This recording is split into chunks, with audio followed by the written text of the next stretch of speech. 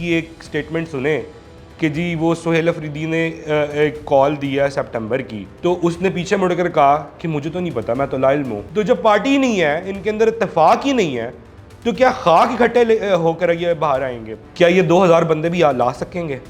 I don't think so कि ये ला सकते हैं। आई डोंट थिंक सो कि ये करना भी चाहते हैं। और ये 9 मई से ज़्यादा संगीन जो आना हमारी तरफ से एक जवाब आएगा, क्योंकि हुकूमत को ना उकसाएं, उसको हम आड़े हाथों लेंगे और उसका वो अंजाम करेंगे ना जो किसी भी दहशतगर्द का या किसी भी देश दुश्मन क्या कहते हैं अनासर का किया जाता है। अस्सलामुअलैकुम, मैं मोहम्मद अकबर और आप देख रहे हैं साउथ पंजाब डिजिटल। पाकिस्तान तहरीक इंतशार की जानिब से एक दफ़ा फिर ये मुतालबा किया जाता है, एक दफ़ा फिर ये दावा किया जाता है कि हम निकलेंगे और पाकिस्तान को तबाह बर्बाद करके रख देंगे, कि हमारा काफ़िला निकलेगा, 20 लाख लोग लेके आएंगे और इस्लामाबाद को तहस नहस कर देंगे। क्या ये मुमकिन है कि क्या वाकई तहरीक इंसाफ जो है वो इतनी बड़ी लोगों की तादाद लेकर इस्लामाबाद पहुंच जाएगी, या इतने ज़्यादा लोग जो हैं उनके साथ निकलेंगे? इन तमाम तर चीज़ों पर बात करेंगे। मुल्तान की नौजवान क़यादत पाकिस्तान मुस्लिम लीग नून से हाशिम रशीद साहब हमारे साथ मौजूद है। हाशिम भाई, थैंक यू सो मच। कैसे हैं आप? खैरियत से हैं? जी अल्हम्दुलिल्लाह। हाशिम भाई, बताइएगा कि पाकिस्तान तहरीक इंसाफ वो कह रहे हैं कि हम 20 लाख लोग लेकर आएंगे और इस्लामाबाद के ऊपर दावा बोल देंगे, और इनका जो रुख है वो बाद में डिसाइड करेंगे हमने डी चौक जाना है या फिर अडियाला जाना है। अकमल भाई, बात यह है कि इमरान खान वो वाहिद प्राइम मिनिस्टर था और वो वाहिद सियासतदान था जिसने ऑन एयर बैठकर एक टीवी शो में कहा था कि अगर ये कश्मीर का मसला हल हो जाता है तो हम जो है ना अपने न्यूक्स ख़त्म कर देंगे और सेक्रीफाइस कर देंगे, जिसको वेरीफाई किया अभी रिसेंटली एक इंटरव्यू के अंदर फयाजुल हसन चौहान ने। तो ये वो बंदा है कि जो हमारे न्यूक्स के ख़िलाफ़ था, और वो न्यूक्स हैं जिन्होंने हमें बचाया हुआ है आज तक, और दुनिया की जो है ना नज़रें हम पर पड़ ही नहीं सकती, क्योंकि हम अल्हम्दुलिल्लाह वो न्यूक्लियर ताकत बिल्कुल ऐसे ही और वाहिद ताकत है मुस्लिम उम्मा में। और ये वो जो है ना बंदा है जिसने कश्मीर जैसी उस पर हमारी जो शहर रग है उसके ऊपर सैंक्शंस लगवा दी। तो क्या हमारी आवाम ये नहीं समझती, क्या हमारे लोग ये नहीं जानते कि ये किस तरह का ट्रेटर है, ये किस तरह का गद्दार है? अब तो चीज़ें खुल खुल कर आ रही है ना जी। अब तो चीज़ें कोई मीडिया का दौर है, कोई चीज़ें ढकी छुपी नहीं रहती। तो लोग इसकी बदनीयती को, इस बदनस्ले को जानती है कि ये किस तरह से जो है ना पाकिस्तान का सौदा करने आया था और किन अज़ाइम के तहत आया था। तो अवाम, हमारी गयूर जो है ना नौजवान पाकिस्तान के वो लोग जो पाकिस्तान का मुस्तकबिल हैं, वो बाहर क्यों आएंगे? सुहेल अफरीदी साहब जो है वो कहते हैं कि इमरान खान रिहाई फोर्स बनाई, उसमें 5 लाख के करीब जो लोग हैं वो रजिस्टर्ड हुए, और सबसे ज़्यादा पंजाब में हुए। अब जो अडियाला है, अडियाला के बाहर मैं कहता हूँ कि भाई आप 200 बंदा नहीं ला पाते, तो फिर ये जो इतनी ज़्यादा रजिस्ट्रेशन हुई है वो कहते हैं सबसे ज़्यादा पंजाब से हुई है। हम कह देते हैं कि पंजाब से 2 लाख हुई है, 3 लाख बाकी सूबों से हो गई, सबसे थोड़ी थोड़ी। तो फिर ये लोग निकलते क्यों नहीं, जाते क्यों नहीं? भाईजान, पहले तो मैं खराज तहसीन पेश करता हूँ अपनी हुकूमत को कि जिन्होंने इन नाचने गाने वालों को कुरान खानी पर लगा दिया। ये 2 3 4 5 लोग आते हैं इन नौरीन साहिबा के साथ, और जो नाचते गाते थे अब वो जो है ना वो जो है वो उन्हें कुरान पाक की तिलावत करते हुए नज़र आते होंगे वो आपको। अकमल भाई, इनके अंदर इतनी ना इत्तफाकी है कि एक स्टेटमेंट सुने कि जी वो सुहेल अफरीदी ने एक कॉल दिया सितंबर की, तो उसने पीछे मुड़कर कहा कि मुझे तो नहीं पता, मैं तो लाइल्म हूँ, मुझे तो नहीं ऑन बोर्ड लिया गया। और फिर उस तरह अभी आप वो सलमान अकरम राजा की और वो जो एक MNA है इनकी PTI की खातून मिसाल यूसुफजई, अगर आप उनकी वो सुने कि किस तरह मिसाल यूसुफजई सलमान अकरम राजा को एक्यूज़ कर रही हैं और कह रही हैं कि जी आपने सीटें बेच दी, आपने लोग कॉम्प्रोमाइज़ कर दिए, आपने जो है ना जिन लोगों को MNA बनवाया, जिन लोगों को MPS बनवाया, वो कहाँ हैं, वो आते क्यों नहीं हैं? तो मैं सबको बेनकाब करूँगी। तो डेफिनेटली इनके अंदर धड़ेबाजियाँ हैं, इनके अंदर जो है ना ये जत्था बने हुए हैं, कोई एक ग्रुप के साथ है, कोई एक ग्रुप के साथ है, कोई एक ग्रुप के साथ है। ये पार्टी तो है ही नहीं। तो जब पार्टी नहीं है, इनके अंदर इत्तेफाक ही नहीं है, तो क्या खाक इकट्ठे होकर ये बाहर आएंगे? दूसरा, इस नाइतफाकी के बाद क्या ये 2000 बंदे भी ला सकेंगे? आई डोंट थिंक सो कि ये ला सकते हैं। आई डोंट थिंक सो कि ये करना भी चाहते हैं। मेन सवाल अकमल भाई ये है, क्या ये करना भी चाहते हैं?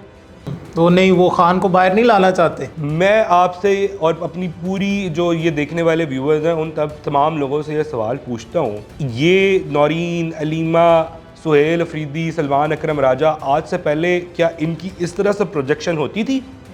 क्या इस तरह से मीडिया लाइमलाइट पर रहते थे ये लोग?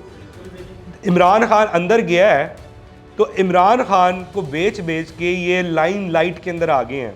ये उस प्रोजेक्शन का हिस्सा बन गए हैं कि जो प्रोजेक्शन इमरान खान को मिलती थी या किसी भी पार्टी के सरबराह को मिलनी चाहिए। तो ये जो है ना, कभी भी नहीं चाहेंगे कि जो प्रोजेक्शन और जो लाइमलाइट इनको मिल रही है, जो मीडिया अटेंशन इनको मिल रही है इमरान खान के अंदर रहने से, ये इमरान खान बाहर आए। तो ये जो कहते हैं, सुहेल अफरीदी कहते हैं कि हम हर चौक को डी चौक बना देंगे, हर चौक डी चौक होगा, तो आप इससे क्या मतलब लेते हैं कि ये पाकिस्तान पूरे को चौक कर देंगे? देखिए, मैं अभी जैसा आपको अर्ज़ कर रहा था कि ये लोग सिर्फ बातें कर सकते हैं, इनको सिर्फ बातें बेचने के पैसे मिलते हैं।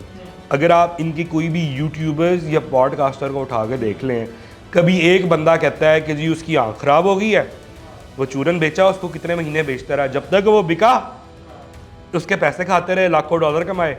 उसके बाद एक नया चूरन बेचना शुरू कर दिया उन्होंने कि जी वो मर गया है, वो मर गया है, वो मार दिया गया है। अब एक नया चूरन आ गया कि जी 23 सितंबर को हम सारे बाहर आएंगे और जो है ना मुल्क में जो है ना वही जलाओ, घिराओ, मार दो, पीट दो, इसको तबाह कर दो, बर्बाद कर दो। यार, तुम मुल्क को आगे बढ़ने क्यों नहीं देखना चाहते? मुल्क इस वक्त अल्हम्दुलिल्लाह उस तरक्की की तरह सफ़र तय कर रहा है, तुम क्यों नहीं देख सकते उसको, मुल्क को तरक्की करता हुआ? मैं टू बी ऑनेस्ट, अगर मैं तज्जिया करूँ ना, अगर एनालिसिस करूँ कि मसला क्या है और मसला किधर है, जिन चीज़ों का मैंने जिक्र शुरू में किया ना कि कश्मीर पर सैंक्शंस, न्यूक्स को कॉम्प्रोमाइज़ करने वाली बातें, ये जो पाकिस्तान को इतनी एक फेम मिल रहा है और ये जो मक्का पैक्ट हुआ है ख़ास तौर पे, ये पाकिस्तान के तमाम दुश्मनों की आँख को कटक रहा है इस वक्त। लिटरली मैंने अभी एक स्टेटमेंट सुनी है जो कि इजरायली मिनिस्टर की थी और वो आगे कह रहा है कि the Turkey will be the next Iran, और वो टर्की को ईरान से जो है ना मुशाबियत दे रहा है और वो कह रहा है कि जी वो टर्की जो है ना वो सऊदी अरब को और पाकिस्तान को उबरगला रहा है हमारे ख़िलाफ़, इजराइल के ख़िलाफ़। तो बेसिकली ये जो चीज़ हो रही है ना, ये जो उनकी जो पेरोल के ऊपर है इजराइल के ऊपर, उन लोगों को ये बात हज़म नहीं हो रही कि पाकिस्तान के अंदर पीस आ रहा है, पाकिस्तान तरक्की कर रहा है, जीडीपी बेहतर हो रही है, इन्फ्लेशन बेहतर हो रही है, इकनॉमिक ग्रोथ हो रही है और फॉरेन जो है रेमिटेंसेस पाकिस्तान में आना शुरू हो गई है, फॉरेन इन्वेस्टमेंट्स पाकिस्तान में आना शुरू हो गई है। ये वो लोग पाकिस्तान को पनपता फूलता नहीं देख पा रहे हैं। तो उसके लिए क्या होता है कि कहीं ना कहीं से जो है ना पाकिस्तान को डिस्टेबलाइज करने के लिए इन जैसे लोगों को जो है ना वो कहा जाता है कि अब आपका टाइम आ गया है, अब आप जो है ना सर्कस शुरू कर दें। तो ये लोग अगर आ जाते हैं, फॉर एग्जांपल, पहले तो उम्मीद है कि ये नहीं आते, उन्हें भी पता है कि कुछ नहीं होना, अगर ये आ जाते हैं, ये आके जलाओ गिराओ करने की कोशिश करते हैं, रोड्स बंद करने की कोशिश करते हैं, जो इनका वतीरा है कि सिक्योरिटी एहलकारों के ऊपर, इस्लामाबाद पुलिस के ऊपर या जितने भी लोग वहाँ पर मौजूद हैं उनके ऊपर ये फायरिंग करते हैं, हमला करते हैं, तो हुकूमत ने क्या तैयारी की हुई है? पहले तो मैं आपको एक बात बताऊं कि अभी रिसेंटली जो ये माल रोड पर एक बंदे ने फायरिंग कर दी है, कैन यू इमेजिन कि ये किस तरह से लोगों को गुमराह कर रहे हैं कि जी इमरान खान मर गया है, उसको गुस्सा दिलाया है, उसका कोई होगा फॉलोअर एक आधा, और वो जो है ना उसको इसने आके फॉलोअर नहीं, वो इन सब की क़यादत के साथ राब्ते में था।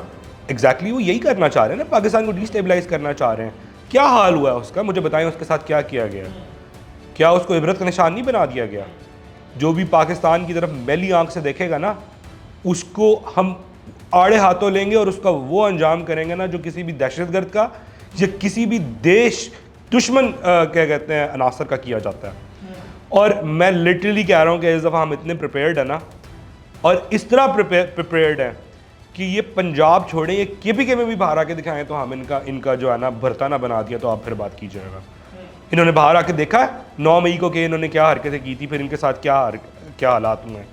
और वो जो बेचारे नौजवान निकले हुए थे उनके क्या हाल हुए, जिन्हें वर्गला के इन्हें निकाला था, फिर वो कहते हैं हमारा तो कोई ताल्लुक ही नहीं है। आज इनको कोई पूछता ही नहीं है। वो जो नौजवान, चाहे वो पेड थे, चाहे वो जो है ना वैसे ही परसुएड करके निकाल दिए गए हों बाहर, उनको कोई पूछता नहीं है। लिटरली जो बाहर आए हैं, मैं उनसे मिला हूँ जाके कि यार तुमने क्या किया है ये 9 मई को, तुमने तो अपने मोनूमेंट्स को जला दिया, ये तो हमारा फ़ख्र है, ये तो उन शहीदों की निशानी है जिनको, जो हमारे सर का ताज है। इनको तो, इन शहीदों के लिए तो हमारी नस्लें कुर्बान, कि इन्होंने किस तरह हमारे लिए कुर्बानी दे के हमारे लिए आज़ादी की वो फ़िज़ा हमवार की है जिसके अंदर हम सांस लेते हैं आज भी। तुम तो इसको जलाओ घिराव कर रहे हो। तो उसने कहा यार मैं जो है ना, मुझे वर्गला दिया गया था, मेरे अंदर वो बारूद भर दिया गया था पाकिस्तान के ख़िलाफ़, इदारों के ख़िलाफ़, अफवाज के ख़िलाफ़, हुकूमत के ख़िलाफ़, कि ये सब जो है ना बिके हुए हैं, ये सब जो है ना पाकिस्तान का भला नहीं सोचते। मैंने कहा अगर भला ना सोचते होते तो आज पाकिस्तान न्यूक्लियर वो होता, ताकत होता क्या? आज हम दुनिया की आंखों में आंखें डाल के ये बता रहे होते कि हम पाकिस्तान हैं? क्या इंडिया को नाक से चने नहीं चबा दिए? क्या जो है ना इसराइल की जो है साजिश बेनकाब करके वर्ल्ड वॉर 3 नहीं रुकवा दी? क्या पाकिस्तान खूबसूरत खेला है? कभी चाइना भी राज़ी, अमेरिका को भी जो है ना वो किया हुआ है, राज़ी हुआ है, तुर्की भी राज़ी हुआ, तुर्की भी राज़ी है, सऊदीया भी राज़ी है, मुस्लिम उम्मा भी राज़ी है, और ईरान भी राज़ी है, और ईरान भी राज़ी है। तो इतने खूबसूरत ग्राउंड्स पे पाकिस्तान खेल रहा है, तो तुम्हें शर्म नहीं आती?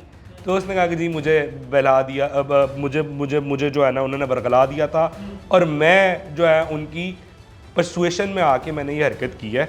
और लिटरली जो मैंने किया है, मैं इतने महीने जेल में रहा हूँ, मुझे किसी ने, कोई मेरा वाली वारिस नहीं बना, किसी ने मेरे मचलके तक नहीं जमा करवाए, किसी ने ये तक नहीं पूछा कि भाई तेरे पास पैसे हैं नहीं है, तुझे वकील की ज़रूरत है नहीं है। तो वो जो है ना वो बंदे यही है। और मैं आपके इस प्रोग्राम के थ्रू ये सबको वाज़ेह पैगाम दे रहा हूँ कि जो भी कानून हाथ में लेगा उसको इबरत का निशान बना दिया जाएगा। और ये 9 मई से ज़्यादा संगीन जो आना हमारी तरफ से एक जवाब आएगा, क्योंकि हुकूमत को ना उकसाएं, हुकूमत को वो करने में मत उकसाएं जो वो नहीं करना चाहता। अगर आप उकसाएंगे तो आपके साथ वो होगा, फिर आपके अपने भी जो है ना पनाह मांगेंगे और वो आपसे जो है ना लाताल्लुकी का इजहार करेंगे। हाशिम भाई थैंक यू सो मच, आप कीमती टाइम में से टाइम निकाल कर आए। You welcome. नाज़रीन आपने तमाम तर तफसीलात जानी कि पीटीआई का ये एक नया चूरन है जो वो अपने व्यूवर को और अपने कारकुनान को बेचने की कोशिश कर रहे हैं, कि जो लोग इस टाइम पे पावर में हैं, वो लोग जिन्हें पावर का नशा हो चुका है और इक़्तिदार के मज़े ले रहे हैं, चाहे वो इनके वज़ीर आला हो, सेनेटर हो, MP हो या MNAs हो, तो वो नहीं चाहते कि खान बाहर आए। तो इसीलिए 2 महीने बाद की कॉल दी गई है और 2 महीने बाद एक और कॉल दी जाएगी। उम्मीद करते हैं आपको ये प्रोग्राम पसंद आया होगा। अपनी राय का इज़हार कमेंट बॉक्स में लाजमी कीजिएगा। दोबारा मुलाकात होगी। अल्लाह निगहबान।